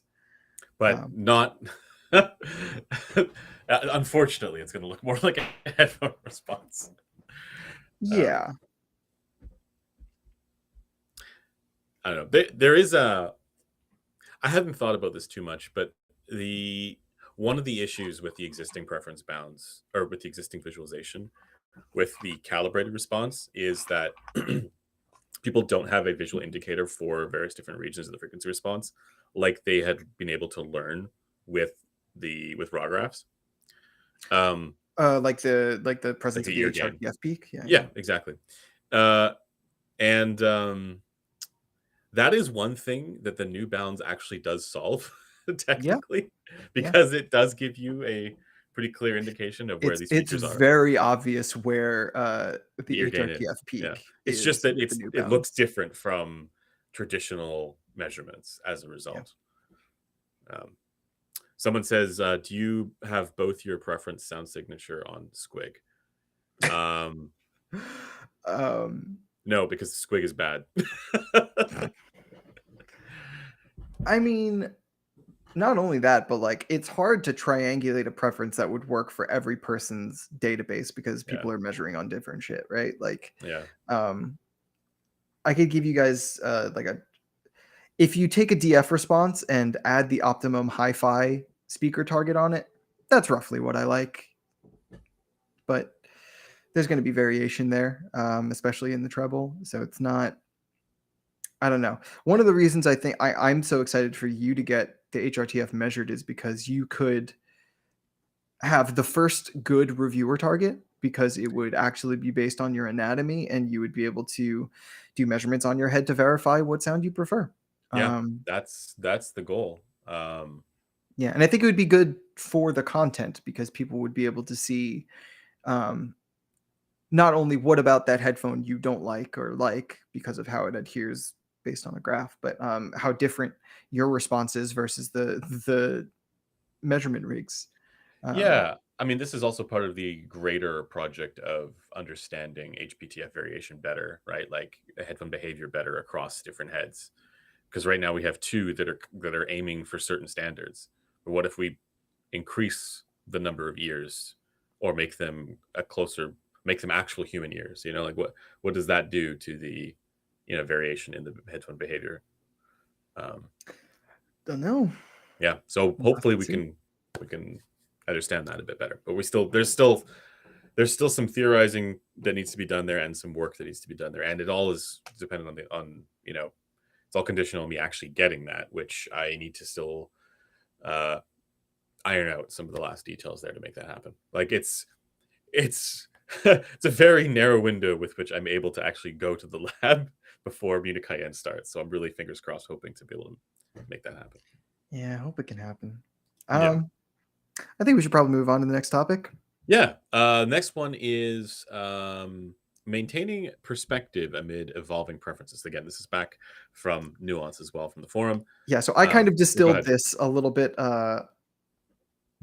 to make it, I think, fit in a card, but you can go ahead and read it. With years of listening, testing, and research under your belt, you've likely developed highly specific tastes. I have a specific set of tastes. How do you avoid becoming jaded or overly critical of the market? What strategies help you maintain a balanced, open minded perspective? No, we are jaded and overly critical of the market, specifically because of that. um, no, So, so I took this more as a, maybe I should have wrote it this way. How can you avoid letting mm, your experience make you jaded? Putting us in the space of like an exercise of like, how would we fix that issue? right. Because I think it's fairly obvious both of us are, various degrees of jaded. Mhm. Both of us are Certainly the critical of the black market. storm cloud resolve on the top right. Yeah, certainly critical of the market. So yeah, I mean, what strategies help maintain a balanced, or would help potentially maintain a balanced and open-minded perspective? I think actually some of the stuff that I've been learning about measured results and what is preferred, um, partly as a function of Blaine's most recent CanJam presentation, or CanJam New York at least. Is helpful there, specifically with respect to the idea that evaluating relative to a target, where closer to the target is typically judged more favorably, is not the right way to evaluate these products. Like that, like the more adherent, you know, result is better than the less adherent result, just doesn't have good evidence for it. And everybody who's been evaluating with the Harman target has been sort of doing this wrongly. Like they've been making that assumption, and it's a reasonable assumption to make. I don't want to say like these people are like deliberately obfuscating things. We've certainly made that assumption in the past, but seeing this kind of laid out a little bit better to understand what people actually did prefer, and how like there are examples. There's a number of examples where people preferred the one that was further away, right? That was less adherent. Has kind of revealed to me like so much of this really is down to the effects that get created by various different frequency relationships, and also that it is really is the entirety of the response. Like it's the whole thing that needs to be considered, not just the various different ranges that we are nitpicking and scrutinizing. So I would say, if anything, the things that maintain my jadedness, right, that sustain that, is when I see brands going headlong down the wrong path because they firmly believe something to be true that is based on an assumption or isn't true. And I can think of all kinds of examples of that. Um, both in terms of traditional theory with things like the front bias free field stuff. Like I don't know if this is true, but I assume that when T plus A was doing their development for the solitaire T, that's one of the things that led them to that sound profile. But also with some of the stuff that I see, people scoring for, to try and make it sound, like it's coming from a certain direction or something like that, over indexing for things like spaciousness, and so on. Um, to me, it's like that sustains a level of jadedness, or I guess criticism of the market. And then the flip side, it's the to get out of that, I guess, is the recognition that for so many people, this is about the effects, and what they prefer is the effects. It is the stuff that Critical has called technicalities, right? There is a massive nebulous element to this because you have no idea what is universally preferred, but we very much do know that the products themselves are experienced differently, right? Like they're actually heard differently, but also the things that people attach meaning to and value is going to be wildly different as well. So who am I to say, hey, this, whatever coloration is not going to be preferred by people? Like it's not preferred by me, but I can also think of examples where a given series of colorations is preferred by me sometimes. And I think of the examples like some of the typical focal sound signatures, right? The forward 1.5 kilohertz with the excess low mid or bass stuff, right? That kind of presentation provides this really unique sense to some of my recordings, not all of them, but some of them, in a way that I really love. So it's like it's important to recognize that like what we have in mind for this sort of like super clean, neutral, tonally, transparent, effortless kind of sound, that is just one version of good, and people have a very broad range of what they value and what they want these things to do. So that recognition, I think, is helpful. Yeah, that reminder is probably one of the most helpful things for stopping you getting jaded, at least in a moment, if not all the time. Yeah. I was talking about this last night with a few people. In online spaces like Discord, the person is Fever's End, friend of the program. He was saying Shout outs. he gets upset when people take what I say as if I am speaking some unassailable truth about a product, instead of doing the only thing which is actually possible, which is to give your opinion, and your statement of the experience. And he gets upset that people take it that way. And people do take it that way, when you speak confidently about your own experience or your perception of the sound or the product itself, or just your opinion or whatever.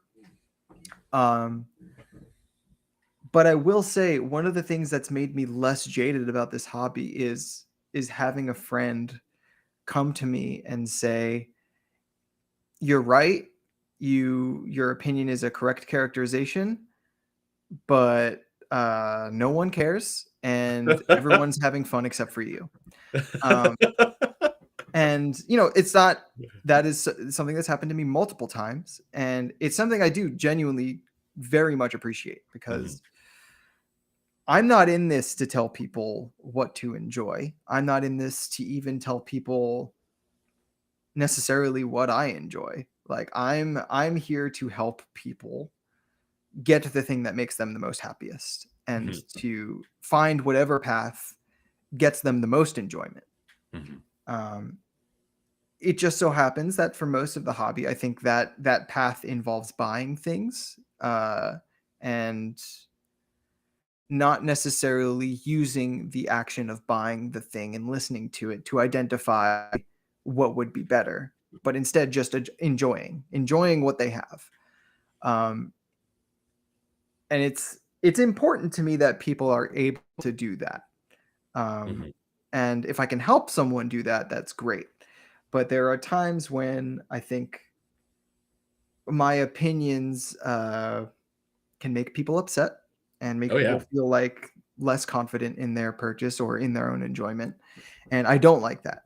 Mhm. Now, that doesn't mean I'm going to stop giving my opinion because I like to discuss audio. That is the other reason I am here, is to discuss audio with my friends and comrades. But Mhm. you know, I do appreciate being taken out of the uh, taken out of my own head and placed back into the community and being like, okay, everyone's having a good time, just chill. The um, so friends are, oh, Brandon's here, hey, dude. we're Like we have literally all of the questions from today's stream are from you. So thank you, yeah. dude. Appreciate you. I was just on your last point there. There is a sense in which the people you talk to on a regular basis will understand that what you're saying is the truth. Like it's a it's not something that is just your opinion, man. It is like actually factual. But it's also because we understand how you hear these products, right? Or we have a sense at least. Similar to, like, for example, if I talk about like, hey, I really don't like the treble of the Lush, right? You know that what I'm talking about is factual because of how that response is, the sort of like trend of responses like that, and how they function when they're in my ears, right? Not everybody has that context, and I think that's a pretty big. The thing is, though, people actually do have that context for you and for me about a lot of things. Like they know Yeah, I hate the enough cartoon about children. us that like that when we give an opinion, we're we're we're expressing that opinion with the perspective of someone who has worked really hard to characterize their take Yeah. and worked really hard to like characterize their own taste and understand how their body and everything affects all Mhm. of their experience. And I think that can make people feel like the person stating that opinion is doing so with more confidence than they can ever have or that they have currently, and that like overrides their opinion or something like that, which Right, right. is not how It's they should take that. And yeah. it's definitely I totally understand how it would be upsetting, but it's not it's not any stronger of an opinion. Like That's right. it's not. The people are wrong. That's what the No, problem they're is. right. That's what I'm saying. Like they're equally right to me. Yeah, yeah, yeah. I'm just able to better articulate what about something Well, doesn't fit for me. but this is, yeah, and maybe we're saying the same here. I get the pushback because for a lot of people, if they're engaging with anybody else saying those things, it would be overconfidence, or like it would be a, you know, it would be a statement of fact that is, or something that is portrayed as a statement of fact that is ultimately just an opinion, man. Right, and Yeah. that's the thing that gets people's ire up, and I see it a lot as well for the stuff that I put out.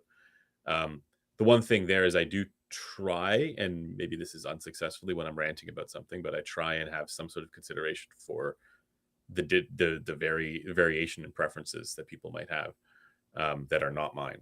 um, but even then, the f- what I've realized is that's kind of an exercise in futility, because so often people don't care about your diplomacy with regards to their purchases. They're just looking for the validation that you're not providing because it doesn't line up with your preferences. To an extent, yeah. On To the a flip large side, it's extent, like, I will say. yeah, I Like it's not nothing.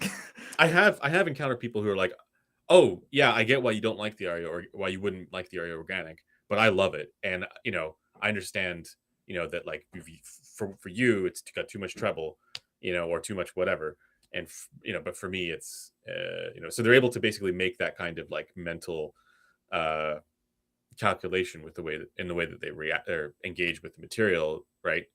um as opposed to trying to fit, cope and figure out various different reasons. Oh, you didn't run it off the right amplifier, or you didn't do X and Y and Z with it. Yeah, many So such cases. yeah. but yeah, I do feel sympathy, but I also feel, and this is maybe where we disagree. I don't know. No, you probably, I don't know. I'll let you answer it. But I almost don't really think it's our responsibility to annotate every time we give an opinion with 45 seconds to a minute of I disclaimer, caveat, or, completely agree. because I no one else completely is doing that. Yeah, no, Uh, just because we have taken the time to like better understand ourselves, we have to do the caveating, which seems just a little bit unfair. I understand why it falls to us to be the example and Mhm, use that understanding to encourage other people to understand themselves better if they want to. mhm. But I think what ends up happening most of the time isn't that you or I giving a well considered opinion of a product we've heard is heard instead as us being very confident about the objective value of a product. Yeah, Um, yeah. Um, I mean, I agree with you. I don't think that we should be I don't think we should have to do that kind of thing. And I don't think that ultimately like I've gone back and forth on this. Like I do think there is value in being considerate of your audience, of of who's watching course. your stuff and who like especially if you are like if you're coming to a conclusion on a thing that you didn't like, but you can see like you can genuinely see a segment or a a certain type of person really being into it. But like bass, for example, right? Um, you are vocally not into a ton of bass, right? And and then there's somebody like Taryn, where it's like I know the stuff, that might be what you're into won't be the kind of thing that he's into because he loves bass. He just Mhm. wants like there's no such thing as too much bass for him. He wants his music to sound the way his Yeah. clothing looks. Yeah. So you can have that genuine opinion on like this sounds slow and mushy and horrible whatever and still recognize that for the Terrans out there, this is actually a thing that you would, by the way, check this thing out, you might like it. And we can see this countless times in IEMs. So many IEMs that come out that have this unhinged level of bass. Yeah, but Um also like it's exactly what you're saying where with all of those they're more likely to please the people that are already IM consumers. yeah, I am almost certainly an outlier for, yeah. well, I don't want to say base level because Sean's data actually shows that I am not an outlier, but Right. Yeah. But back to the point, like this, like kind of what I'm saying here is that like whether you are diplomatic and considerate of the audience or not, they're still going to index, or they're still going to, have that internal calculation of they think the product is shit, right? So like any diplomacy with which you engage with them is not going to matter, right? Because that's the stronger factor. That's the more driving characterization of the product that they get from you. Um, even if you said all the caveats, they almost don't matter, I guess is the point. So you may as well just go hard into, at least this is the question that I've been grappling with, right? It's like I may as well just go hard into how I feel about the thing and just let people deal with the fact that, in my opinion, is uh, a vibrant one. As an example, you guys are I don't know if you guys are ready for the dunking on the Moondrop Edge that's going I to happen think I think soon. I think your mic just got switched or something. Oh, can you still Oh, hear me? now it sounds better. What did you Oh, just do? I leaned back. Oh, maybe that was Uh, it. anyways, you get the point. Yeah, I'm excited for people to see the Moondrop Edge video. I'm excited to see the Moondrop Edge video. I'm worried about you seeing it because Yeah, no, so Resolve is gonna dunk on me in the Moondrop Edge video, just a little bit, and just a little bit. everyone should be aware his criticism is completely like good. Like, do Well, not worry about coming to my defense. There is sense to be made of his impression and his take. Um, so don't I don't think our two takes are incompatible. Is the thing. yeah, yeah. And actually, like, yeah, it's Doug shows up just to say everyone likes Moondrop Edge except for Resolve. Okay, I don't think that's true. So you know what I was also thinking about is that like there are a number of other products that have a similar kind of relationship for ear gain and lower treble, um, that probably also deserve a similar kind of dunking.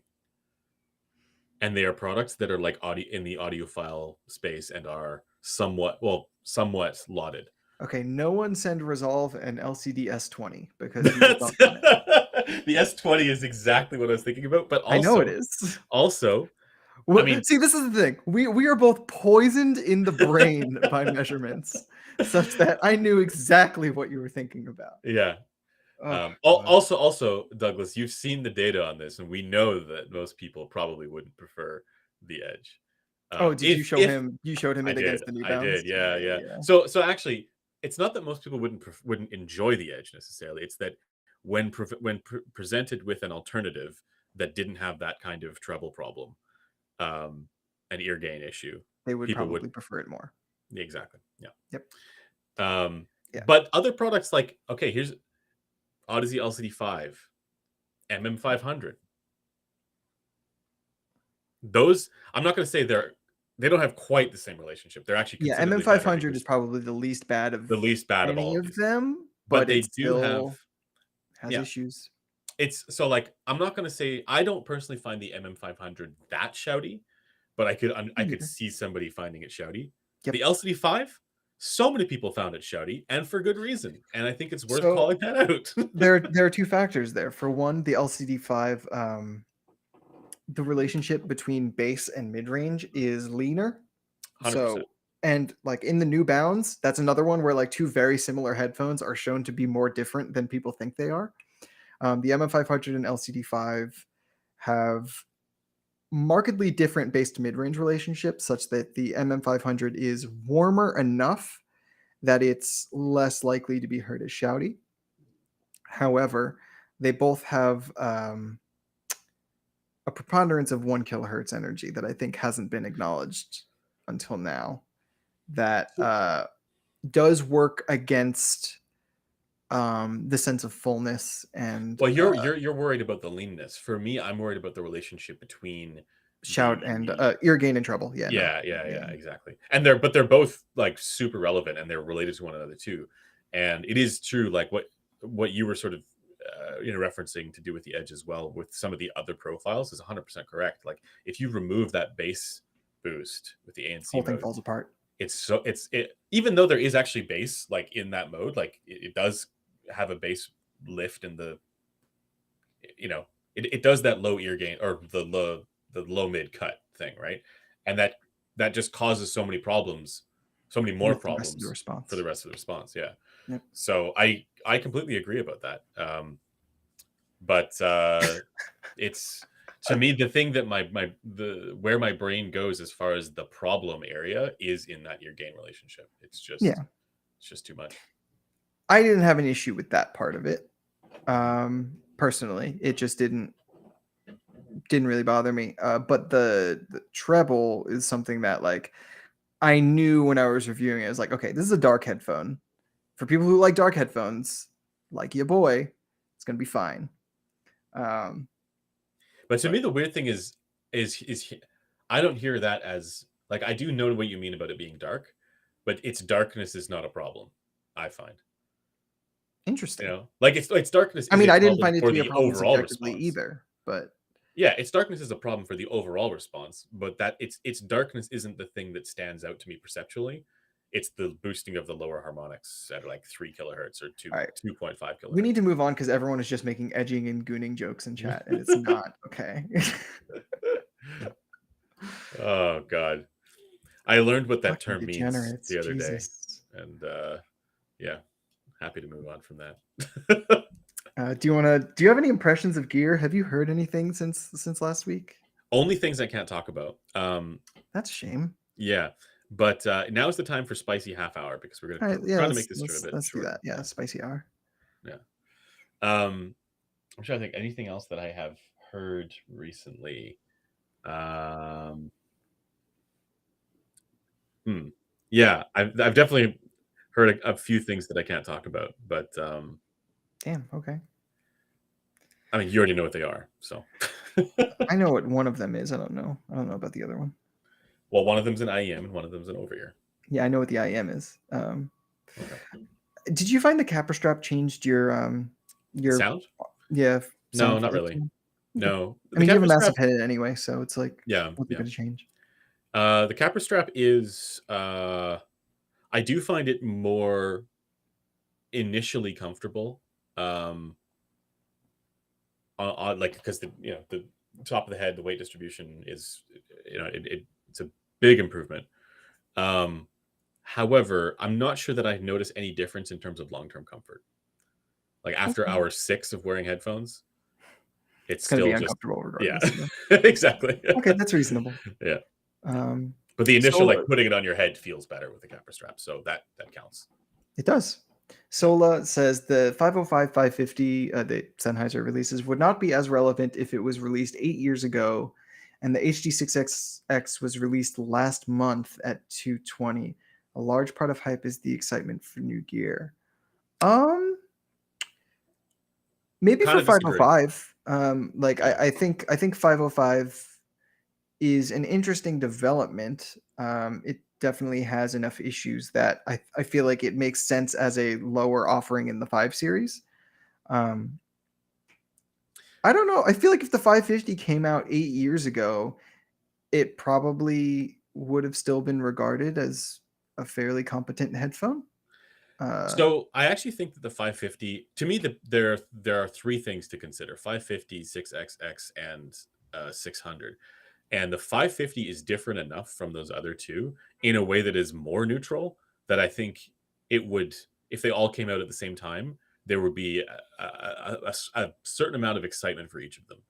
You know, um, yeah, I think there's merit to that. I think there are deviations from neutral as well for the 550 that, you know, again, make it unique from the others. I feel like I don't know if you feel the same, but I feel like there's a little bit more like 1K on the on 550.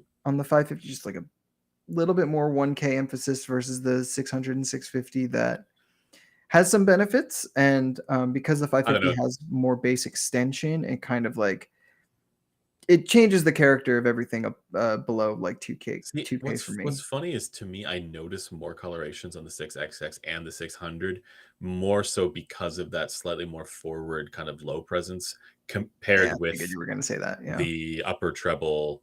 I don't know. To me, it's like that's what makes it have that sort of like sweetness to it. You know, that it's like sort Yeah. of like it's a refined sense of coloration, but they're subtle.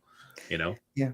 Like you would never know that the Sennheiser like HD 600 is like kind of a V shape, but like you would you would never never think say of it like that because like that. the way we think about V-shaped headphones is Yeah, not like no, that. But it is, something that because it's an open back headphone, it's not going to have a ton of bass, so it finds its bass in an emphasis in the low, mid range, and upper bass. And then yeah. there's a little bit of sparkle up top, not a ton, and Hmm. um, not in the region that I think It's people not would in my find. ouchie zone. It might be in your ouchie Yeah, no, zone. well, no, that's what I was going to say. I don't think it's in an area people would normally find objectionable or Yeah. outright colored. Like I feel like people are pretty tolerant of colorations above 10 kilohertz. I'll say, um, typically, if they're not Yeah. losers like me. Um, but yeah, getting to the heart of the question, like, would the 550 be as relevant? I mean, I think so. Like I think if anything was lacking back then, it was actually the evaluative method of judging Yeah, headphones, not 100%. the products themselves, right? But if all okay, here's the question though, like a related one. If all three of those were released at the same price, so 6XX, 600, and 550, um, if they're released at the same time at the same price, I believe that each of them would have their own unique kind of like cult following, right? Like, Yeah, or 650 would be for the warm mids, yeah, warm in general people. 600 would be for the people that want I want to say people who think of mix themselves as between the purists. two. What's up? People who think of themselves as purists. I mean, not just that though, but like people who I think that's true, but not only that. I think the 600 has kind of the best qualities of both, where you get Yeah. a little bit more of the focus and clarity that I think the 550 has over the 650, Hmm. and a little bit more neutral in the mid range as well. But you don't get kind of the dryness and Yeah. the Yeah. scratchiness of the 550. And that's, I think, where, the pro audience or like reference type, um, folks might find their niche. Like, I don't know if I Yeah, would say exactly 550, but 550 is probably closer in more regions than not to that kind of sound. yeah. Like, so if they are released at the same price, I think the 550's perceived build would work against it. 100% it would. Yeah, that's In definitely true. terms of people, going for that one over the other two. However, I still think there's a solid chance that people would actually find the 550 more comfortable than the other two. Yeah. If not in terms of its build and kind of like robustness and kind of solid feeling on your head, but just the fact that it has more room for the ear. Um, so it'll depend largely on that as well. I think for Sonics, I would still take it over HD 600. I wouldn't take it over 650, but I think that alone means it would kind of make sense in a lineup of those three. Uh, Yeah. To follow up from this, Shay says 6XX is HD6XX is the best to get from Sennheiser. I personally disagree, but I can certainly see a case for it. I will say for the new Bounds, the 550 actually looks better than any of 100%. them. Yeah. Um, Craig Stark, shout out to Craig Stark, says your Oh research is boy. showing the whole reviewing of sound is pointless. So much head to head variation that variance is now larger than variance. That variance is now larger than variance across good headphones slash IEMs. Certainly, that seems to be the case. I mean, and this is people again. They want a simple answer to a complex problem. They want someone. This is why places like ASR actually have a lot of purchase, right? Because they want someone to give them a very clear, simple, easy thing to understand, even though that's not remotely, related to reality. And the reality is much closer to what you've kind of pointed out here, right? Like the whole like single line paradigm, right? Showing here's how this thing relative to this target, and we know this target is good, etc. That that is sort of what is eroding and falling away, right? The more you people look into the research, more people understand this stuff. Not And to tease people too much, but I feel like again, this is one of the very important things about the new Bounds is that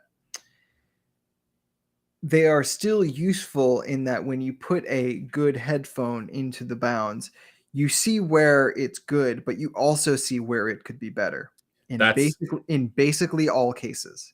yeah, So and if you steer it to be more, at least in my experience in testing this so far with the headphones I have on hand, whenever I've done that, it has improved it. Um, yeah, so while I think the measurements themselves are imprecise, the variation across fixtures is adding further imprecision, and obviously, preference is a spectrum that has to be stacked on top of those things. Um, I still think there is a very, uh, and this might just be optimism, but I still think there's a very bright future for the evaluative method of yeah, headphone and IEM measurements that has to do with things like like actually displaying the variation yeah, and making that plain to the viewer instead of that variation somehow being like like an asterisk or a caveat that needs to yeah. be manually injected into the evaluation by a voice like mine or Andrew. Like ideally, I do think there is a way to include that in the visualization that makes sense and does actually steer people towards a more preferable result, even in products they already like. Well, and that's the uh, this is why I'm so excited about rolling out the new bounds. I know it's going to be a challenge, but like there's what's exciting to me is that like this does. I think what Craig is saying here is there's a lot of truth to that, right? Like this does raise a big problem with the traditional sort of project of reviewing a headphone. But Totally. when but that's why something like what we're seeing with the new preference bounds and how that can kind of like harness some of those problems and like as a way of kind of communicating that reality, right? I think that's also what's going to help make it so that when I say, for example, Moondrap Edge is crap, um, the statement about that relates very strongly to the way that I hear this product. And that I can include I mean, ideally we have a way of showing things like positional variation, etc. But if I can much more clearly indicate here's why, right? If the visualization does a great job of explaining that, um, then I do think there's some sense to be made out of this whole review or evaluative project, right? Um, and where the outcome, an ideal outcome for this, is that people are able to recognize, all right, this person didn't like this headphone for these reasons, and it's something that I should consider, but I should also be able to recognize that they, the This very reason, this reason, and this reason exactly, aren't likely to and it apply should to me. be yeah, and it should be clear from the description or the depiction of whatever the performance of the headphone. And right now we don't have that. I don't think we have that in any. Well, we have a version of that, but it's a very crude version. So getting a better version is really I'm looking forward to it. Jake Lappin asks, I think the hype cycle of IEMs will begin to slow dramatically now that there are more competently tuned products on the market. So Well, my perception is you missed that the one about the Abyss Joel is the best headphone Abyss has ever made. I didn't hear it, so I don't really have an opinion. Oh, I heard it. I think it's probably true. Okay. Sorry, go ahead. Yeah, I don't know. I feel like there are still so few competently tuned products on the market. Like when you think about how many IEMs there actually are and how quickly they come out. I think the churn and hype cycle has slowed down already, but the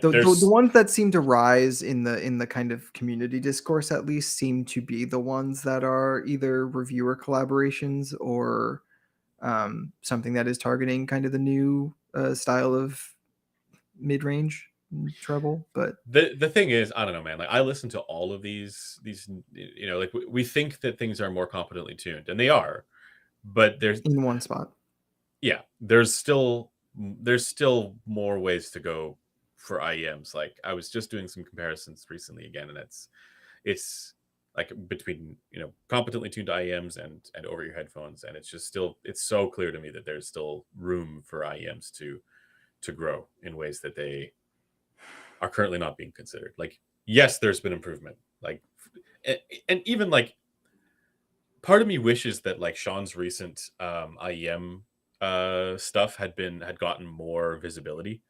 you mean the one that he published? The MOA stuff. Oh, okay. Yeah. I agree. Just because that would really I think crystallize the reality behind a lot of this and do a lot to push things in a theoretical direction for manufacturers as well, so that they'd be able to see that and go, okay, how can I make whatever this is that makes sense, that is congruent with that or agrees with the outcomes there. I mean, not Sean's outcomes, because those are those are those are clearly narrative based, but I'm talking about like from the data, what the data shows. That we would end up having a lot more variation with competently tuned products, rather than everybody trying to shoot for the same thing that has competencies in one area or new competencies in one area, but they don't in others. Man, see, because that's actually the future I want. Like, I That's the want to future I get want. past Yeah. where we are now, which is frankly just a repeat of the problem the IEM market has always had, which is Yeah. they find a tuning that people are interested in and going to buy, and they target that instead of having any actual ideas This about did well in the what the market, so theory I'm going to make it means. like that. Yeah. Rather than Like looking at like why did I this do want well. more diversity of products. Like I want Yeah. things that understand what a neutral mid-range is and why they would choose to deviate from it. Mm-hmm. Not Exactly. just something targeting a neutral mid-range because that's what you have to do. Yeah. Like I just want people to have ideas. I want people to I want the diversity of products to reflect the possibilities of how your music can be presented interestingly while still sounding good. And I Yep. think there are myriad possibilities for that that just aren't reflected. And frankly, I don't see it happening while the IEM consumer base is as um, easy to enthuse as they are now. Yeah. 100%. In high noise environments, good noise canceling is way more important than tuning. Do Ooh. you think there needs to be a tuning compensation for noise canceling headphones? So most of the well implemented ones do have tuning compensation because they have to get the same response as with ANC on and off. Um, but I think the question is getting to: do you think the difference merits a different response? Like, do you Yeah. think the difference in an acoustic environment merits a different kind of response? Honestly, it might. It's a good I question. would say, yeah. Actually, Yeah. I think the difference of acoustic condition does change.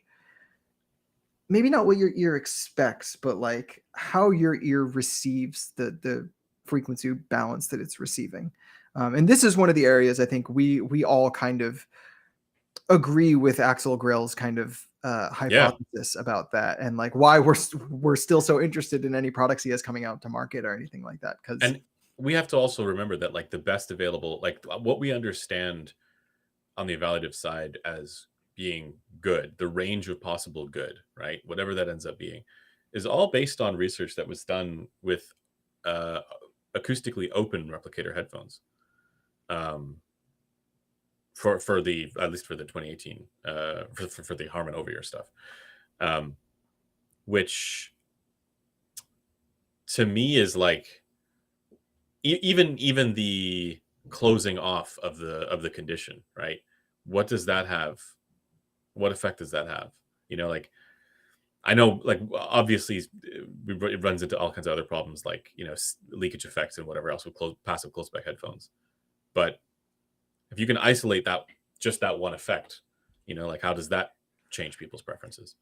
yeah, so I feel like for doing something like that, you would actually like actually the this applies to IAMs too. I think the way to kind of account for that higher acoustic impedance environment is actually to use multiple replicators Yeah. um, that all have like similar acoustics but different native tunings. So like 3 closed back headphones or like 3 different IEMs, and seeing how even if they're all equally occluded, if they have like different drivers or stuff like that, Mm. how that would affect the preference for a different response. And then additionally testing how the same response with different acoustic environments would fare. Yeah. Um, I think the same would be interesting to figure out if there is a difference as well with respect to planars and other driver technologies. Um, just because we do see interesting behavior there across systems with respect to your load and impedance, like acoustic impedance, yeah, we do. or at least I'm assuming that's what it is, and you know, it, We it'd be don't know what different. we don't know. Yeah, yeah. But you Uh, can see where I would go with that. Like, yeah. I can imagine a scenario where whatever dynamic driver result would show a given deficiency that isn't there on a planar. You know what I mean? It is possible. We're getting close to the end here. Yeah, Kind of want to couple skip. more, couple more. I would take HG600 over any IM I have. True. HE600 is for audiophile, HE650 is for Beats audiophile who wants to step in the That's a audiophile base world. take. That's a base take. But I like 6XX because it's cheaper. no, Beats buyers want hype beast stuff. Oh, You okay. gotta pay more. Oh, right. Okay. Uh, Uh, More expensive IEMs have some special sauce which makes them stand out from cheaper IEMs. After burning $1,000, I realized once you reach 600 to $1,000 IEMs, there's no point in buying $100 to $300 IEMs. Deeply disagree with that. I don't see any. It's. I consider it the opposite. Like there's no. For one, there's no special sauce. I think there's. Um, marketing and driver memes and weirder Well, tunings. the special sauce is the tunings that they're doing, right? Right, but And how I'm just saying I don't think that's like attached to price. no, Like I don't you think could that do that is at any a price. price exclusive Yeah, thing. Like you could find similarly tuned yeah, $200, $300 sets to the $600,000 sets if you wanted yeah, to, and they would probably yeah, give a similar effect. yeah. If you go past this is from Human Being. If you go past finding one good piece of gear that elevates your appreciation of music, you are just listening to gear through your music rather than listening to music through your gear. So I guess it's once you've gone past the initial brief of finding a headphone that makes your music sound better, you're no I longer don't know. listening to the headphones or I no dip longer listening to the music. Yeah, I dip in and out of that because for my job, I have to listen to the gear. And so it's like I have this meme that I or this bit that I do, which is like listen to the gear, not the music, if you actually want to evaluate it because music sounds good. So you're predisposed to liking whatever the equipment is because you're listening to music and music is cool. Um, so you have to try to sort of train your brain to not be biased by that. Yeah, Um, but at the same time, like I would still say that most of the time I'm just listening to the music, like when I'm just when I'm living my goddamn life, I'm just listening to music, and honestly, sometimes I'm having the best time listening on my crappy car stereo. Like same. if it's you know what I mean. So it's like Yeah. it's The most enjoyable music listening experiences I've had in the last year were Porta Pro, AirPods Pro 2 in my car. yeah.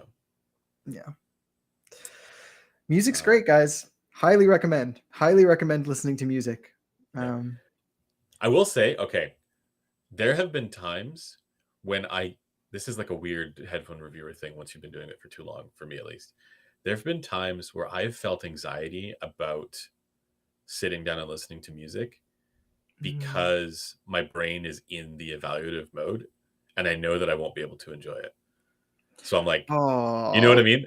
Like oh, that the makes me close upset. reading doing the close reading of the music uh with headphones that, you know, unless it's like my headphones that I've got dialed in with EQ just how I like it or whatever, right? There is a sense in which there's like a trepidation about it, and it's kind of like that when I go to trade shows sometimes too. Where I'm like, I definitely feel it at trade shows, like, yeah. but I feel like it's more because of the human element. Like, it's more because like Well, there's that too when for when sure. someone brings over a headphone for me to listen to, Yeah, and I know I'm not gonna like it. It's tough to tell someone that like, hey, the thing you really like, actually, I don't yeah, like. Um, dude. when they brought it over specifically to you, right? Like it's not Yeah, just something you saw on a table and it's like, oh, okay, let me try this. It's something that was brought to you. but apart from that, like so when I had the Eris here and I was testing the Eris, I actively didn't want to listen to music. Like, like I had that like, oh man, I don't, what is this going to do to this song? I didn't want to feel that, which is and there's all kinds of stuff that happens like that. Audio with Arga says, I disagree. 2 to 3. I was about to say kilohertz again.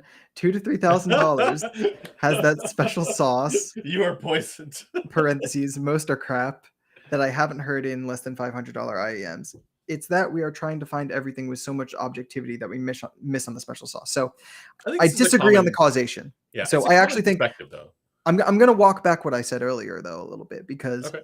it's less that they have some sort of special sauce and more that uh, at each price range, the manufacturer is going to target the consumer that is going to shop in that price range. And at $50, people want Harman, people want easy answers, people want just something that looks good on a measurement they'll find on Squiglink, and that's that. Yeah. Once you get to like $500, you get people who are more into courting coloration and want that, like want a That's what you're special paying for. sauce, want a deviation from neutrality that makes them feel like the purchase is more worth it because it's more interesting, Hmm. which totally fair. I don't see that as something that has to be price exclusive though. Like Yeah. that's not an issue with, them having to spend a certain amount of money to get it to have a special sauce. They just need to tune it like that. Like And I actually think a lot that's of a the IEMs that were praised in, Crin's kind of era were IEMs like that were inexpensive but provided a really interesting coloration that people would enjoy. A good example is the Kinera Celeste Phoenix Call.